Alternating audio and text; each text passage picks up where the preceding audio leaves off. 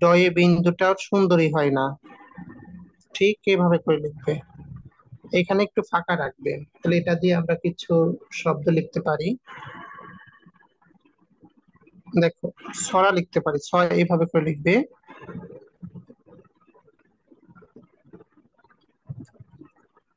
ছড়া লেখা যায়।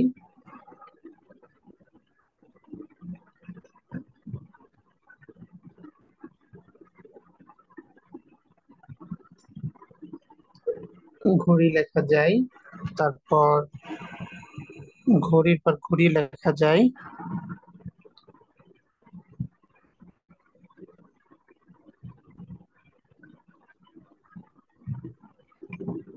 তারপর আরেকটা শব্দ লিখি, পড়া লেখা যায়। দেখো, পর ঠিক এইভাবে একটু নিচে নামিয়ে তারপর এখান থেকে ডয় বিন্দু রটা এইভাবে। হুম। এবং খেয়াল করবে লেখার সময় যেন একটির সাথে একটি মিশে না যায়। ঠিক আছে? আর ওভার রাইটিং করা যাবে না। আচ্ছা, তো দেখি কি অবস্থা তোমাদের।